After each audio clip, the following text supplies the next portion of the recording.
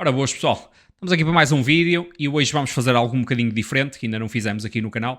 Como sabem, eu tenho vindo a fazer algumas compras durante este ano e eu queria colocar aqui um bocadinho o racional porque é que me levou a fazer estas compras, mesmo numa altura em que duas das compras que eu fiz em duas empresas que até tiveram uma subida interessante nos últimos dias, depois desta situação do cessar-fogo com o Irão por parte dos Estados Unidos, que foram a Nvidia e a Meta, que foram as minhas mais recentes aquisições. A questão é que após fazer as contas para as minhas projeções que eu tenho destas empresas, acabei por ficar surpreendido por ver que as empresas continuam extremamente descontadas e, acima de tudo, eu não me quero estar a focar se ela subiu 5 ou 10% num período curto, de 1 ou 2 ou 3 ou 4 dias, mas sim no seu valor a longo prazo. Portanto, a análise que vamos estar aqui a fazer é uma análise de 5 anos, ok? De um preço de 5 anos, e estes são os valores, os inputs que eu dei para chegar às minhas conclusões. Para isso, vamos obviamente usar a nossa calculadora de DCF que temos na nossa plataforma de análise do Conversas de Investidores e vamos obviamente usar crescimentos de receita, margem de free cash flow, diluição, se for o caso, e chegar aqui a alguns números que eu considerei bastante interessantes e que me fizeram, inclusive, voltar a reforçar estas empresas. Como disse, Nvidia, Meta, nos últimos dias. Já tinha reforçado também Microsoft e Amazon também há algumas semanas e também há cerca de um mês e pouco tinha reforçado Palantir. Portanto, vamos fazer as contas a estas empresas, depois ficar um vídeo interessante e vocês quiserem que eu faça algumas empresas que eu obviamente acompanho e tenho mais conhecimento, não é? Porque nós para fazer estas projeções temos que obviamente ter aqui algum conhecimento sobre as empresas e podemos fazê-los aqui. Mas hoje vamos fazer destas empresas. Vamos começar aqui pela Nvidia. A Nvidia tem tido um comportamento incrível ao longo dos últimos anos, apesar de estar bastante estagnada nos últimos meses, não é? Como é óbvio, mas acho perfeitamente normal. Ela está aqui com um múltiplo de 37 vezes os lucros dos últimos 12 meses. Para os próximos 12 meses estamos aqui a falar de mais ou menos um múltiplo de 19, excluindo aqui obviamente o Stock-Based Comp. Mas pronto, acaba por ser um múltiplo futuro relativamente baixo para uma empresa que tem um potencial gigantesco como a Nvidia. Pelo menos é essa a minha visão. E nós vamos já começar pela Nvidia.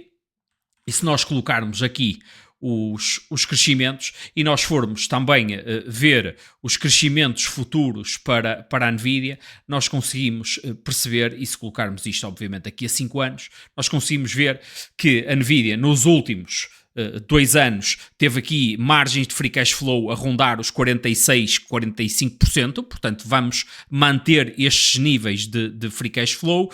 Temos as receitas a crescer em 2024 114% e em 2025 65%.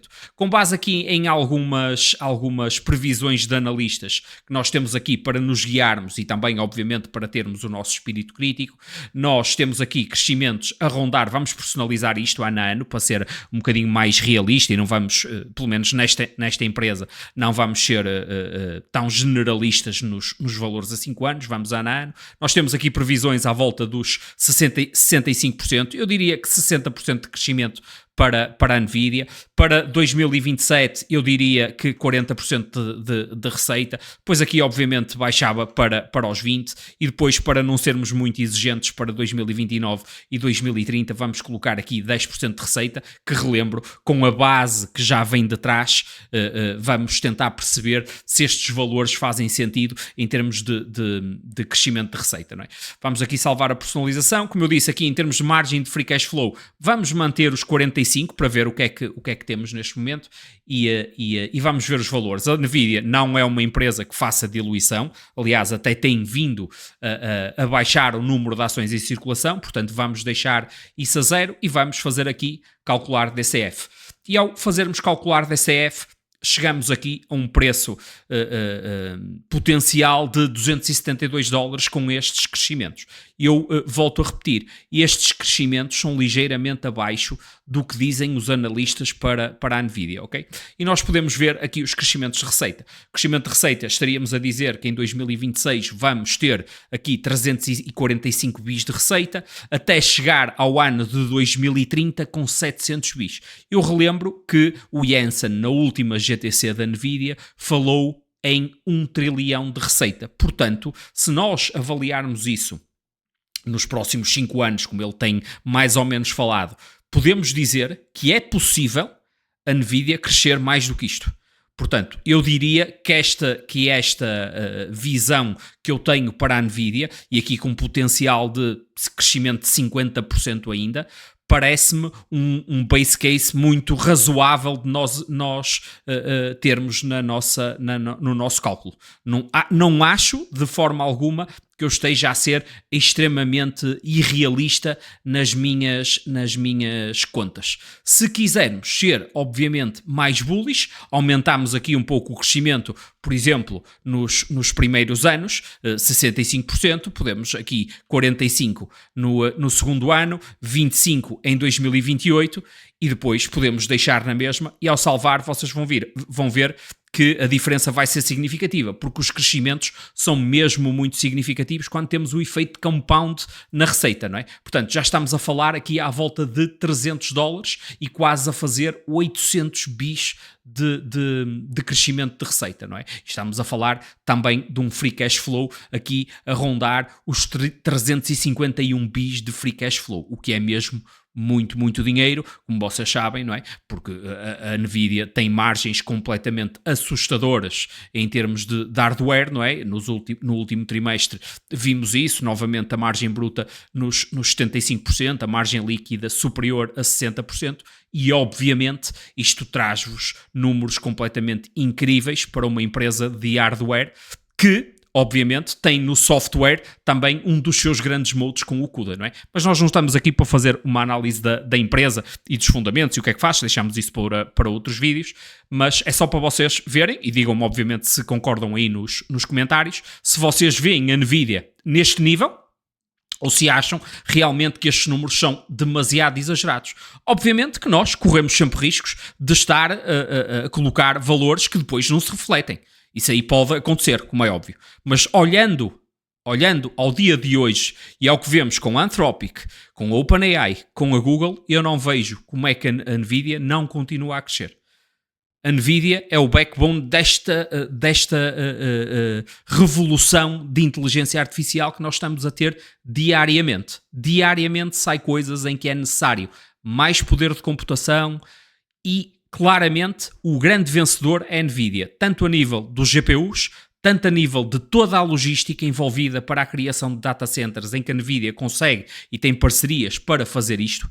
Portanto, obviamente será das empresas mais beneficiadas, e isto obviamente é a minha visão, não é qualquer tipo de conselho financeiro, vocês sabem isso, mas isto é a minha visão para a Nvidia atualmente. Maltinha, agora vamos fazer da Palantir. A Palantir, como sabem, é uma empresa que tem um peso bastante significativo no meu portfólio, portanto é uma empresa que eu acompanho diariamente todo o conteúdo que vai saindo sobre ela, não é? É uma empresa que já tenho desde 2026, tem um preço médio bastante baixo, portanto estou confortável mesmo ainda assim em já ter alocado aos 89, mais posição, já comprei agora aos 137 e o meu preço médio continua abaixo dos $30. E se por algum motivo eu sentir, ainda hoje tivemos um dia bastante negativo, estes 2 últimos dias têm sido bastante negativos para a SaaS, para a Software as a Service, e acaba por também prejudicar a Palantir. Entretanto, também o Michael Burry tem mandado nos bitites sobre a Palantir e a Anthropic, portanto, e nós sabemos que obviamente ele está short, portanto quer que a Palantir continue a cair. Não estou minimamente preocupado com com estas notícias, eu sei perfeitamente qual é o valor da Palantir, sei perfeitamente quais são as diferenças da Palantir para a Anthropic e porque é que não tem nada a ver uma coisa com a outra. Portanto, a minha visão da Palantir sempre foi uma visão mais bullish, eu sempre admiti isso, e sempre disse a toda a gente que mesmo que queiram comprar estes níveis, obviamente o risco é grande porque pode existir uma correção, porque estes múltiplos são muito, muito elevados, não é? Se nós formos ver os múltiplos da Palantir, mesmo depois desta queda, estamos com múltiplos de 191 vezes os lucros dos últimos 12 meses, 83 os próximos 12. Aqui a grande questão para a Palantir é o crescimento muito significativo e, acima de tudo, as margens de free cash flow. As margens de free cash flow dos últimos trimestres, ou do último ano, tivemos trimestres acima dos 55%. E, na minha opinião, isto vai ser a realidade da Palantir, ter margens de free cash flow operacional superiores a 55%. Não tenho grandes dúvidas disso, porque a empresa consegue realmente ser muito, muito eficiente com o seu produto. E, obviamente, vendendo um produto único, dá-lhe um pricing power e um moat que os outros não têm e que, obviamente, não conseguem fazer estes preços. Ok? Portanto, eu admito aqui que a minha visão da Palantir é bastante bullish, portanto, levem sempre os meus cálculos com uma pitada de sal e, acima de tudo, façam sempre os vossos cálculos. Podem achar que os meus são demasiado otimistas, reduzem e está tudo bem, não há problema nenhum. Isto não é preciso concordarem comigo, simplesmente estou a mostrar a minha visão, que no fim de contas pode estar errada, mas como o dinheiro é meu, sou eu que o invisto, está tudo bem. Se for eu a estar errado, cá estarei eu para assumir esse erro e para dizer, olha, não tive rentabilidade nesta empresa onde investi, errei ou não errei, as decisões que tomei na altura com base nas informações que tinha foram as mais corretas ou não foram, portanto isto para mim é o que conta, não é? Mas agora, pegando obviamente na Palantir, a Palantir teve números extraordinários no ano passado e há 2 anos, não é? Os crescimentos têm vindo a aumentar de forma significativa, temos previsões para este ano com números superiores a 65%. Os analistas, nós tivemos na call já superiores a 60% para o primeiro trimestre e o guidance tem sido sempre constantemente batido. Portanto, eu acredito, inclusive, que este ano podemos tentar chegar aqui aos 70%, inclusive devido ao novo software, o Pilot, que eles apresentaram agora recentemente, onde tu, por vibe coding, consegues criar software dentro do ecossistema Palantir, para depois funcionar dentro da Foundry e com o AIP. Portanto, isto vai trazer benefícios gigantescos de implementação por parte dos engenheiros das empresas que têm o software da Palantir integrado nas suas empresas. Portanto, isto, e obviamente a Palantir não tem o problema de pagar por subscrição, não, ele paga por uso. Portanto, quanto mais usarem o serviço da Palantir, mais vão pagar. Nós temos tido, inclusive, aumento de contratos significativos, não é? E isto não é claramente de uma empresa que não tem moat. Seria impossível uma empresa que não tem moat estar a renovar contratos, e se vocês veem os clientes existentes, eles cada vez querem contratos onde pagam muito mais dinheiro à Palantir. Portanto, alguma coisa tem que fazer de diferente para os clientes quererem fazer isto. Portanto, vamos aqui ser muito claros em termos de diluição. Obviamente, a Palantir, para garantir que os engenheiros estão na empresa e que vão continuar e que não partem para o outro lado, pagam muito em SBC. Isso tem diminuído. Se nós olharmos para o free cash flow e colocarmos também aqui o SBC, vocês veem um aumento brutal do free cash flow, e o stock-based comp tem-se mantido estável nos últimos anos. Portanto, isso é sempre bom, como é óbvio. Agora, não tínhamos dúvidas que isto provavelmente vai se manter, ou seja, o free cash flow poderá continuar a aumentar, mas o SBC também vai ser alto, não é? Mas se manter estável já não é mau, quer dizer que a empresa continua a libertar muito mais dinheiro, e se obviamente, até podemos colocar isto nos últimos 12 meses, não é? E se obviamente colocarmos com o SBC, nós vemos que até tivemos uma diminuição nos últimos 12 meses para os anos anteriores, para os 12 meses anteriores, não é? Se ajustarmos isto, o free cash flow ao stock-based comp, obviamente vemos aqui um crescimento significativo, que é isto que interessa, não é? Porque obviamente nós sabemos que o mercado onde se inserem estas empresas de software tem normalmente pagamento em SBC para garantir que as pessoas ficam. Isto é uma empresa sem dívida absolutamente nenhuma, capital light, uma empresa, na minha opinião, incrível e revolucionária no que faz, e eu já o disse várias vezes, considero que o software da AI vai ser o da Palantir, portanto toda a gente vai acabar por usar o software da Palantir, eventualmente, como tu utilizas hoje um Windows. Esta é a minha visão para a empresa. Pode ser demasiado otimista, não se esqueçam daquilo que eu disse no início. Eu tenho uma visão extremamente bullish na Palantir. Eu nunca vendi uma ação da Palantir, não tenciono vender, não vendi aos 200, não vou vender aos 150, não vou vender aos 130. Provavelmente até posso comprar mais se achar que a empresa está mais descontada. E eu, como disse no início do vídeo, eu comprei Palantir recentemente, aos 137, achei que foi uma queda significativa, inclusive à data que estamos a gravar este vídeo, a Palantir chegou a estar aos 129, chegou a tocar nos 129, 128, entretanto fechou a 130. Portanto, se surgir mais uma oportunidade que eu acho que faça sentido, e depois obviamente olhando ao resto do meu portfólio e não existir nenhuma empresa que eu também queira reforçar, posso reforçar, eu não tenho problemas. Eu tenho, como sabem, quem me acompanha há mais tempo, eu tenho uma posição muito grande na Palantir por crescimento orgânico, mas o que me interessa muitas vezes é o dinheiro que eu invisto, e como eu acredito na empresa a longo prazo, não tenho qualquer problema em manter a posição.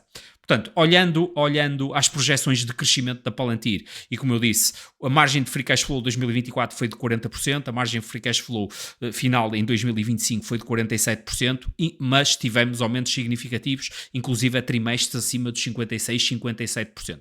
Portanto, eu considero que a Palantir vai conseguir melhorar as margens de free cash flow e poderá andar aqui à volta dos 55% de margem este ano, não é?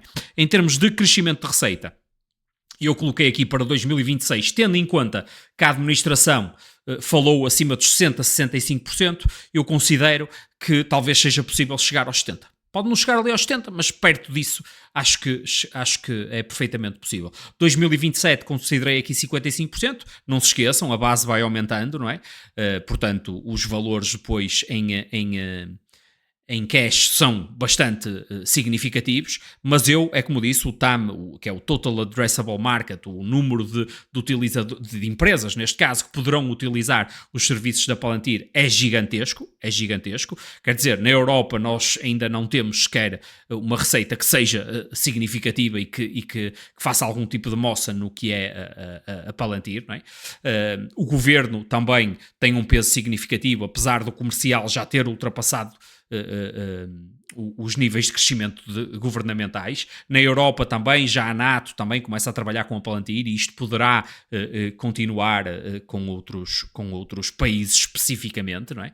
Já tem a trabalhar com o UK, com a Alemanha, etc. Portanto, quem acompanha a Palantir e quem ouve as minhas lives já ouviu isto certamente. Para 2028, 55%, para 2029, 50% e para 2030, 40%, ok? Vamos ver agora os números para ver se vocês acham que isto é execuível de alguma forma ou se acham que é um exagero, não é? E eu, só para referir, quando fiz estas contas na altura, já não me recordo se foi isto mais 1%, menos 1%, também pouca relevância tem, mas eu quando fiz a conta não disse, isto está com um desconto brutal. Não. Eu sempre disse que a 10 anos, ok? Um valor que eu achava minimamente justo pela Palantir rondava os 160 a 170 dólares, num caso mais que seja bullish, não é? Depois, num caso mais base case, não é? Como se costuma dizer, diria que os 140, 145 seria o mais justo. Quando ela veio aos 137, eu achei por bem reforçar. Relembro que estes anos de projeção que nós estamos a fazer é 5 anos e não a 10, ok? Só deixar essa alerta. Portanto, estamos aqui a dizer que ela há 5 anos, com estes crescimentos, podemos estar a dizer que pode valer aqui 157,82, portanto, 158 dólares, e temos aqui um potencial, um upside de 21%. Não é nada extraordinário.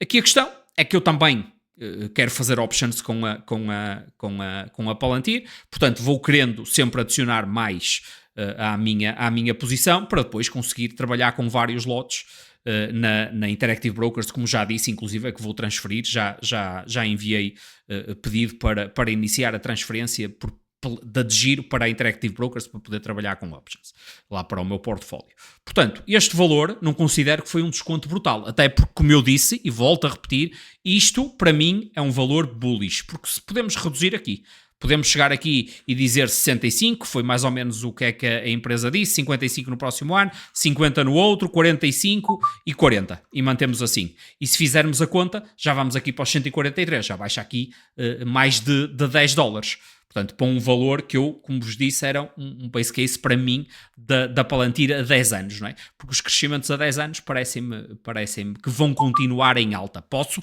obviamente, estar enganado, não é?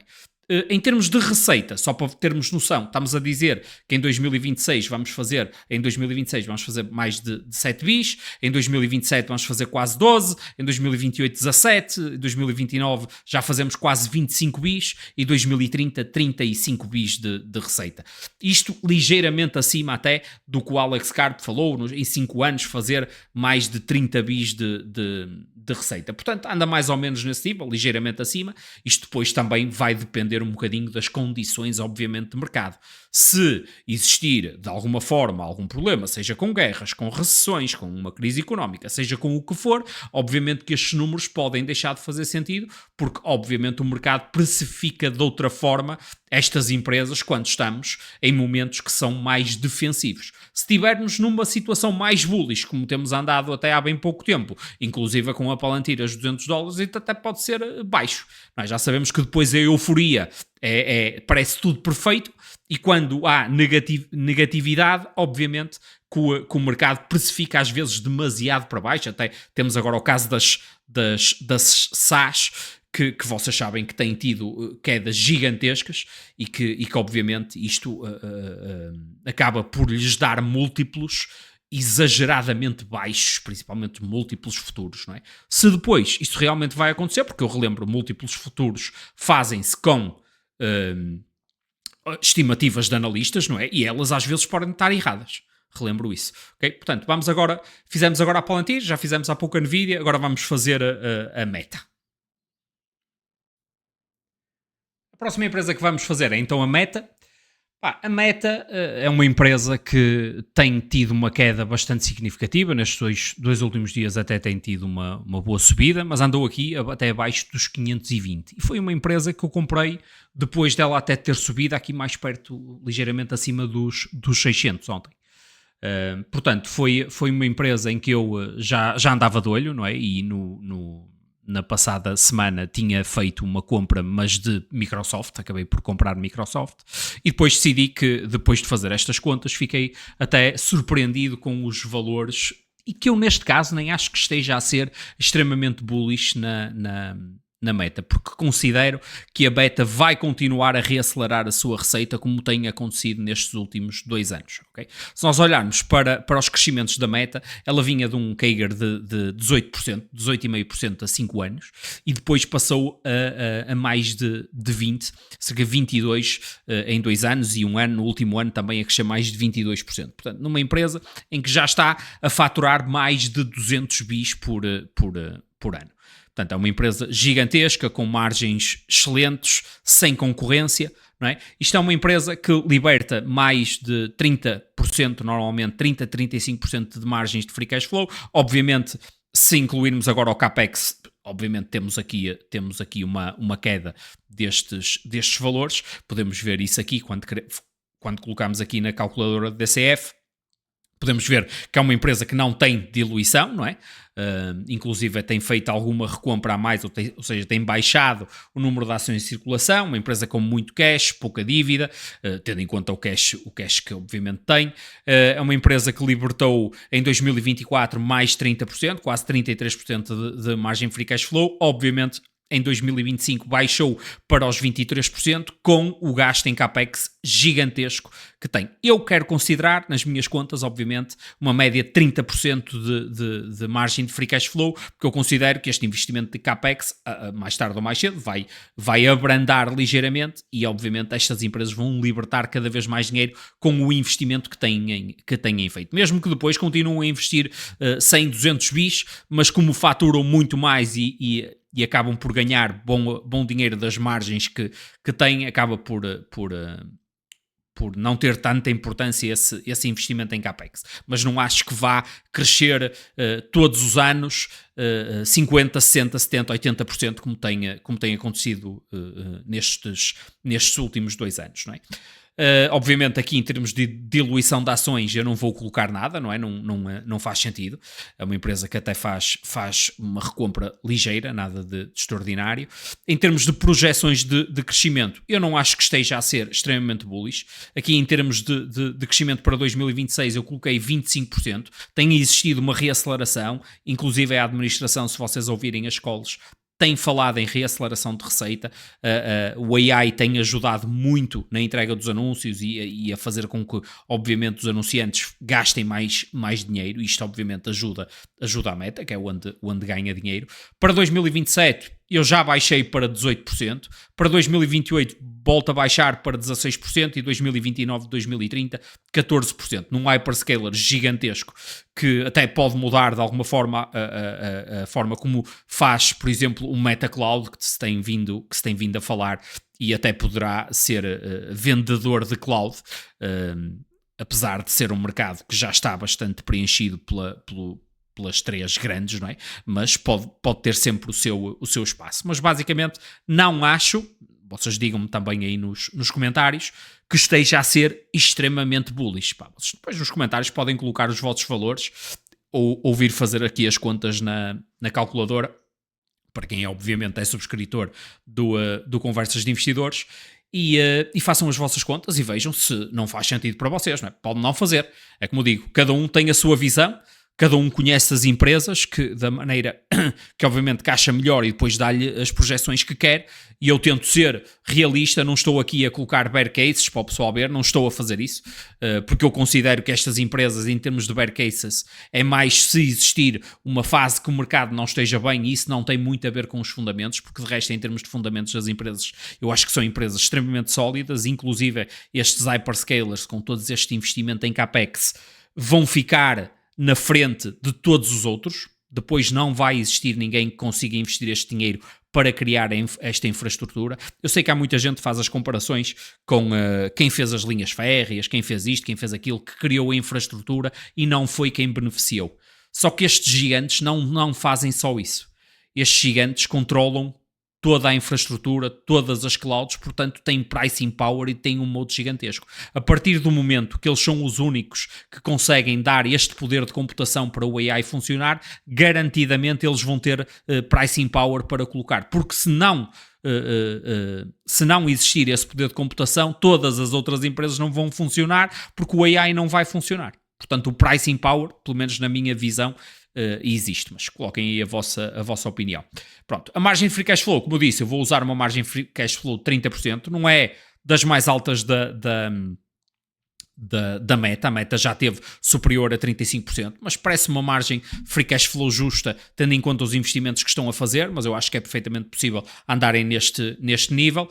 E obviamente, se fizermos aqui o cálculo, estamos a falar de uma empresa que tem um potencial de crescimento nos próximos 5 anos de mais de 70%, aqui um valor de $1.079. Pá, não me parece muito, sinceramente. Nós temos um cálculo mais conservador por parte da equipa do Adam na nossa listagem, e ela anda aqui ligeiramente acima dos $800, se a memória não me falha. Pá, eu acho que estamos a ser até bearish no que a meta consegue entregar. Isto é a minha visão. Fazer daqui por 5 anos, tendo em conta o crescimento da inteligência artificial, a utilização de redes sociais, mais publicidade, se as coisas correrem bem, e relembro, eu estou a falar num mercado em que as coisas não sejam afetadas por uma recessão, etc., porque obviamente se forem nós podemos ter que refazer essas contas, ainda assim, acho que estou a comprar com um grande desconto. Fazer 70% num ano não me parece nada mal. Não me parece nada mal. E parece-me perfeitamente execuível por parte de uma meta chegar aos $1.000 daqui por 5 anos. Eu ficava, se calhar, admirado se não o fizesse. Ficava admirado. Aliás, já andou bem acima destes valores, já teve uma queda de máximos bastante significativa, não é? Obviamente que depois toda esta situação dos gastos do Mark Zuckerberg, que inclusive já vêm com com que ele devia ser despedido, que gasta dinheiro e que não sabe o que está a fazer. Opa, isto é completamente surreal de alguém que cria uma empresa que vale 1,5 trilhões de dólares, ou muito perto disso, e que já passou por diversos escândalos e que ele conseguiu passar por cima disso tudo e continuar a entregar grandes retornos ao acionista. Obviamente tomam más decisões, mas isso tomamos todos diariamente, infelizmente, porque quando se toma decisões, umas vão correr bem, outras nem por isso. Felizmente a empresa liberta dinheiro suficiente para estarmos completamente à vontade. Portanto, este valor para a Meta não me parece exagerado, confesso. Andar aqui por volta dos $1.000 não me parece nada difícil para esta empresa. Obviamente, se as coisas correrem bem. Se tivermos aqui algum tipo de recessão, como disse, podemos ter que avaliar, porque o crescimento pode não ser tão significativo, mas com isto da AI, e eu sou alguém que está extremamente bullish com o AI, mesmo que vocês possam achar que o SaaS está a ser afetado pelo AI e que vão acabar as empresas SaaS, claramente que a Anthropic vai ganhar e vai ser necessário tu vendes o teu produto, porque vão ser criadores mais individuais a criar softwares, não é? Com o vibe coding, vais utilizar plataformas como o Facebook, vais utilizar as plataformas do Instagram, ainda podes, a Meta ainda pode um dia monetizar de alguma forma o WhatsApp. Existem aqui ainda modelos de negócios que não foram explorados pela Meta, e eu considero que a Meta está numa posição particularmente interessante para o futuro e para o que vai acontecer com a inteligência artificial. Inclusive hoje houve o lançamento de um novo modelo deles e que originou que a empresa continuasse a crescer. Portanto, vamos passar agora à próxima, que vai ser a Microsoft. Vamos falar agora aqui da Microsoft, então. Microsoft, de vez em quando vira partinho feio, não é? Uma empresa incrível, embrenhada em todas as empresas que vocês conhecem, não é? Seja pelo Windows, seja pelo Office, seja por todo o software do ecossistema da Microsoft, muitos dos quais vocês às vezes nem conhecem, mas os números não mentem, não é? A Microsoft é uma empresa que faturou nos últimos 12 meses mais de 300 bis, tem margens de free cash flow normalmente de 30%, entre 28% e 35%, portanto nós vamos considerar aqui nas nossas contas uma margem de 30%, até porque a cloud, que é o negócio que eu considero que vai continuar a crescer de forma significativa, já vimos isso na apresentação de resultados do último trimestre, que teve um crescimento muito significativo. Eu acho que vai existir aqui um potencial de crescimento para a Microsoft a estes níveis dos $370, não é? Eu já comprei ligeiramente acima disto. Ela entretanto corrigiu e continuou a cair, entretanto já recuperou ligeiramente, mas continua também a ser afetada até por esta narrativa do AI acabar com o software, não é? E obviamente que isto acabam por ser oportunidades para quem considera que obviamente são oportunidades e que isto não afeta a Microsoft, e é obviamente a minha visão, senão eu não teria comprado a estes níveis. E se eu olhar para a empresa, nós vemos uma empresa que não dilui, nós vemos uma empresa que liberta free cash flow de forma constante, obviamente com grandes investimentos em CAPEX também nos últimos anos.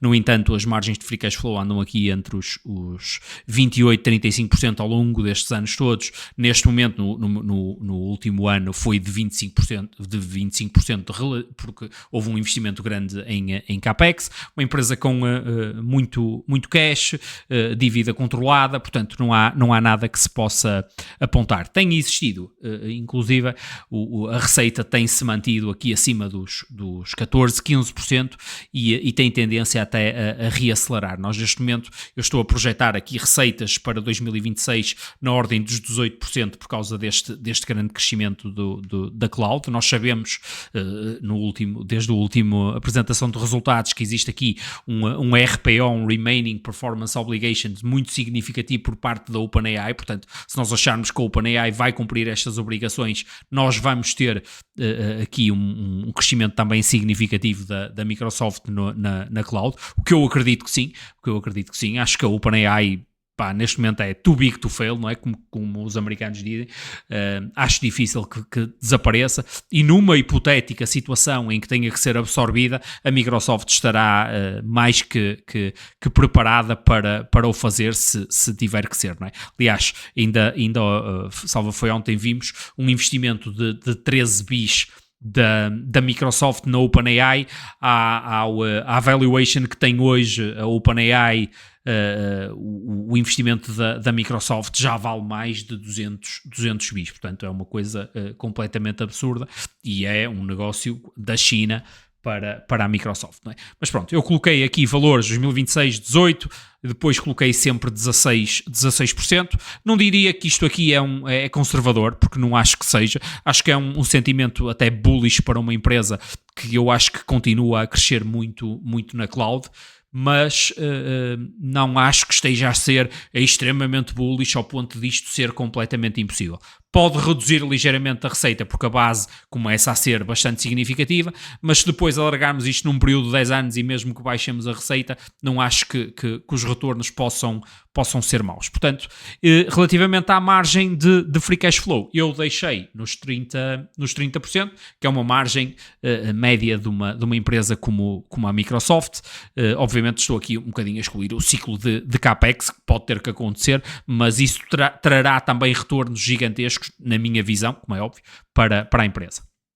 E eu fazendo aqui o cálculo, estamos a falar aqui de um valor intrínseco de cerca de $500, não é? Estamos a falar de em 2030 fazer 600 bis de receita e ter quase 200 bis de free cash flow. É possível, não é? Pá, digam aí nos comentários quais são as vossas opiniões. Eu continuo a achar que a este valor é uma compra muito interessante. Obviamente aqui um potencial de crescimento que não é tão significativo como numa Meta. Acho que a Meta acaba por estar mais descontada. Ainda assim é um potencial de crescimento interessante e pode até ser melhor se depois continuarmos a crescer o múltiplo e o mercado estiver mais bullish. Isto pode ser até bem mais interessante e depois vamos ver também se este investimento em CAPEX realmente até se pode refletir em maiores crescimentos, não é? Tendo em conta o RPO que conhecemos, se ele realmente acontecer, podemos estar aqui à espera de um crescimento até superior a este. Portanto, agora falta-nos a Amazon. A Amazon, só para deixar bem claro, é uma empresa em que o free cash flow não tem a mesma relevância que nestas empresas. A Amazon durante anos tem feito investimentos em CAPEX completamente assustadores. A empresa é uma das empresas que mais investe, não é? Obviamente para criar tudo o que a Amazon criou, principalmente a logística que criou, é preciso muito investimento. A Amazon também acaba por ter 1001 braços por não sei quantas empresas, negócios e setores. Existem alguns que podemos considerar mais bullish, outros que até quase que desconhecemos, mas a realidade é que a Amazon superou a receita por parte da Walmart durante o ano de 2025, conseguiu fazer ainda mais receita e temos aqui a parte principalmente da robotização, ainda hoje com a carta que o Andy Jassy enviou aos acionistas. Estamos a falar de mais de 1 milhão de robôs nos armazéns da Amazon, e isto é o início para a Amazon. Agora, a Amazon será sempre uma empresa que vai reinvestir muito do dinheiro que ganha, porque é a forma que ela acha que vai continuar a ser relevante e vai preservar o seu moat. Se tu não te importas com isso, tudo bem. Eu considero que a Amazon, e se me dissessem escolhe uma empresa para 20 anos, eu muito provavelmente a Amazon é a primeira que me venha à cabeça, porque está provavelmente posicionada para absorver tudo o que vai acontecer em termos de inteligência artificial, seja no físico, hardware, seja na robotização, seja nos assistentes, seja na cloud, a logística. As pessoas querem cada vez os seus produtos mais rápidos em casa, mesmo que isso tenha baixas margens. Se as margens aumentarem ligeiramente dentro desta faturação, que brevemente poderá chegar a mais de 1 trilhão de dólares, obviamente que isto vai ser uma empresa que a qualquer momento dá-lhe o clique e começa a libertar muito, muito dinheiro. Eu relembro que o CAPEX para 2026 é de 200 bis para a Amazon. 200 bis é muito, muito dinheiro e obviamente que nós temos que estar cientes disso quando fazemos a nossa avaliação. Okay? Agora, foco sempre no futuro e no longo prazo, é isso que nós discutimos aqui, sempre no Conversas de Investidores. Portanto, como eu estava a dizer, a Amazon acaba por ser uma empresa onde o free cash flow não tem o mesmo impacto que têm nas outras empresas que vimos até agora. Não é? Nós, se olharmos isto nos últimos 12 meses, estamos a ver exatamente aquilo que dizemos que até nem gostamos, não é? Porque nós estamos a olhar para o free cash flow e ele nos últimos 5 anos tem vindo a cair devido ao grande investimento em CAPEX que tem acontecido por parte da Amazon. Não é? A Amazon sempre foi uma empresa que gastou muito dinheiro em CAPEX, sempre, ano após ano, mas nos últimos anos tem realmente crescido de forma significativa. Desde que veio o ChatGPT e ali a partir de 2023, onde se verificou que o poder de computação necessário iria ser gigantesco, a Amazon passou aqui de 70 bis de free cash, de CAPEX investido para 132 nos últimos 12 meses agora de 2025 e para 2026 projeções e guidance de 200 bis de CAPEX. Obviamente isto são números completamente astronómicos e vão fazer o fluxo de caixa livre baixar de forma significativa. Mas uma das coisas que o Andy Jassy disse e referiu na carta que lançou hoje foi exatamente que é necessário este poder de computação. Este poder de computação que está a ser construído está todo vendido. Todo vendido. Trainium 2, Trainium 3, Trainium 4 daqui por 18 meses, já com reservas. Portanto, vocês imaginam que isto vai libertar muito dinheiro quando tudo estiver construído e o poder de computação estiver mais estabilizado. Okay? Portanto, este investimento em CAPEX, não sei se para por aqui, se 2027 vai continuar a ser forte, mas o Andy diz que em 2027 vai começar a parte de monetização. Portanto, mesmo que tenham que continuar a investir, já vamos sentir os efeitos do poder de computação que estão a disponibilizar hoje e os clientes obviamente a pagarem e isso a refletir-se nas contas da Amazon. Outra das coisas que eu acho importante para a Amazon e que eu acho que ainda estamos um pouco longe, portanto esta visão a 5 anos até pode acabar por ser redutora nesse aspecto, que é a parte da robotização nos armazéns. Ele já diz que tem 1 milhão de robôs nos armazéns, é uma coisa completamente absurda.